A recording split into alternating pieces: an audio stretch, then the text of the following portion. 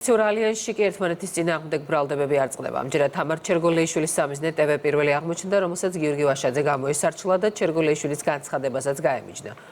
ოპოზიციაში, რომელსაც ქვეყნის მართვის ამბიცია აქვს, არეულობა უფრო და უფრო მძაფრდება. ანა ბერძელიშვილი გიამბობთ. ოპოზიციურ დაპირისპირებაში მეტი სიმწვავე ჩერგოლეიშვილ ვაშაძის დაპირისპირებამ შეიტანა. ჩერგოლეიშვილი TV პირველის ჟურნალისტებს შეურაცხყოფას აყენებს და ფიქრობს, რომ მის აქტივობას არასათანადოდ აშუქებენ. გიორგი ვაშაძე კი ამ განცხადებას პირად თავდასხმად იღებს. ამ განცხადებას განვიხილავ როგორც პირად თავდასხმას ჩემს წინააღმდეგ. ერთმანეთის მხარდაჭერა, სოლიდარობა და ერთმუშტად შეკვრა არის ყველაზე მნიშვნელოვანი. პასუხი ჩერგოლეიშვილს ჯერ არ დაუბრუნებია. ეგრეთ წოდებული ალიანსის წევრები ქრონიკას ისევ ემალებიან. გიორგი ვაშაძე დღეს ქუჩაში მხოლოდ სასურველი მედიის თანხლებით გავიდა. ოპოზიციის ეგრეთ წოდებული გაერთიანებისგან თავს შორს იჭერს ნაციონალური მოძრაობა. ამაზე მათ მიერ გაკეთებული განცხადებები მოწმობს. რა თქმა უნდა, მნიშვნელოვანია, რომ ყველა მომართული ვიყოთ ერთიანობისკენ, მომართული ვიყოთ არა კრიტიკისკენ ერთმანეთის, არამედ მუშაობისკენ, რაც იქნება უკეთესი მათ შორის ალიანსისთვის და ქვეყნისთვის.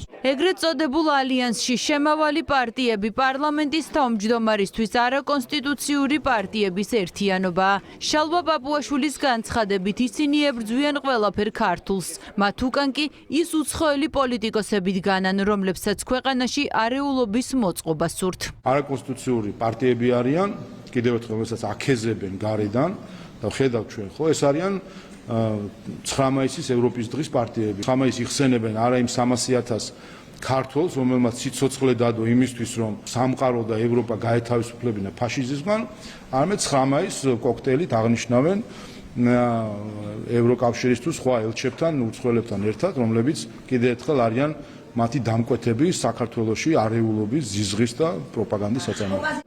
არეულობა ოპოზიციაში უფრო და უფრო მძაფრდება. ამაზე უკვე მმართველი პარტიისა და ხალხის ძალის წევრები საუბრობენ. მათი შეფასებით ოპოზიციის ღირებულებები საზოგადოების ინტერესებს სცდება. არეულობა ბუნებრივია, რადგან მათ მოქალაქეების ნდობა არ გააჩნიათ.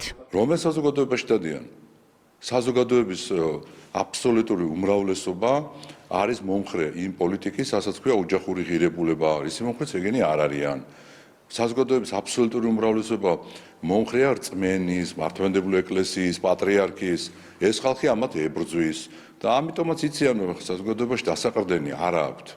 და რაც შეეხება მათ არეულობას, ეს მათი ბუნებრივი მოცემულობა არის. განხეთქილება ოპოზიციაში კიდევ უფრო და უფრო მძაფრდება, პრინციპში საკუთარ თავის დაჭმაზე გადავიდნენ.